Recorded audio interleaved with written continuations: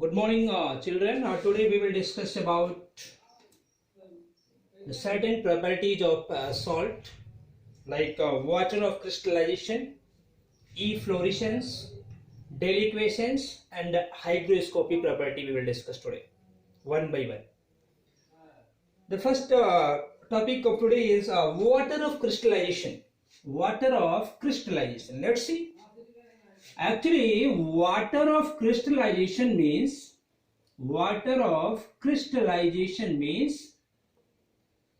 the certain amount of water, certain amount or definite quantity of water which are loosely associated with the crystal is known as water of crystallization. Again I am repeating, water of crystallization means the definite quantity of water which are loosely held in a chemical combination with certain crystalline substances are known as water of crystallization. Right? For example, sodium sulfate, Glauber's salt. 10 molecule of water is loosely associated here with sodium sulfate crystal, and this is called as water of crystallization. Okay, so it is spelled as sodium sulfate decahydrate. Another example is sodium carbonate Na2CO3 dot 10H2. So here again water of crystallization is 10 molecule of water. Magnesium sulfate, also known as Epsom's salt, 7 molecule of water are loosely associated with the crystal of magnesium sulfate. So water of crystallization of Epsom's salt is 7. Copper sulfate dot 5H2, water of crystallization of copper sulfate crystal is 10 molecule of water. Right? So definite quantity of water which is loosely associated in a chemical combination with certain crystalline substances are known as water of crystallization. Right? Now question is, what is the importance of water of crystallization? So if we see the importance of water of crystallization,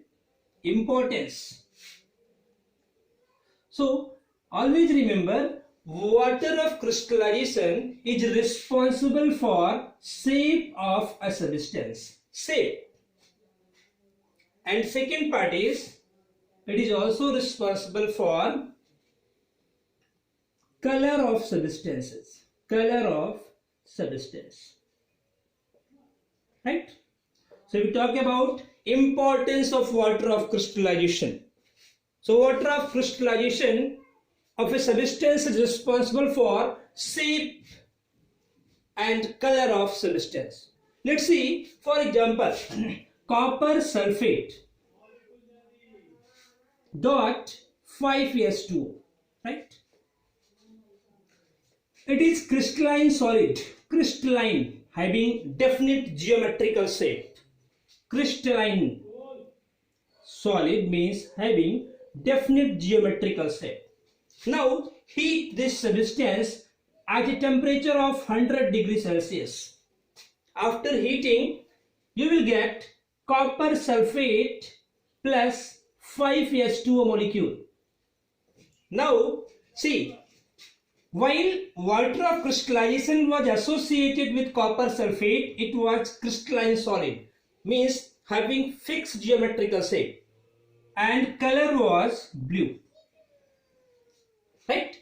When you heated this substance at a temperature of 100 degrees Celsius, it changes into copper sulfate plus 5S2. Now you can see, earlier it was in crystalline solid form, now it is in amorphous form. Amorphous. Not having any fixed geometrical shape. And color changes from blue to white. So it is very clear from this particular example that water of crystallization is responsible for shape and color of a substance, right? Next topics are properties of salt, efflorescence property, delequescence property, and hygroscopy. One by one we will discuss. Let's see first part, efflorescence. Efflorescence property. Efflorescence. See, actually these are the properties of salts, right? Efflorescence property can be defined as certain crystalline substances when exposed to air, they partially or completely loses their water of crystallization. Such properties of salts are known as efflorescence, and salts which represents efflorescence property are known as efflorescent. I am writing the definition. Certain crystalline substances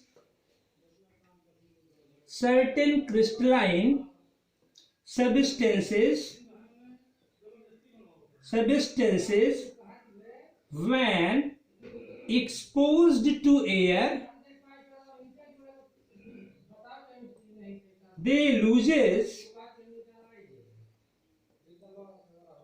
their water of crystallization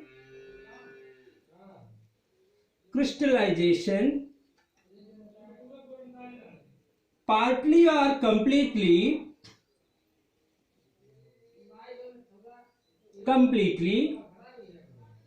are called efflorescence, and such kind of salts are called efflorescent salt, right? For example,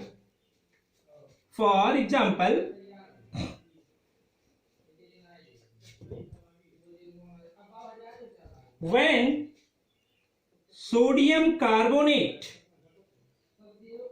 .10S2 exposed to dry air, they loses their water of crystallization to form sodium carbonate .1S2O plus 9S2O. Here sodium carbonate decahydrate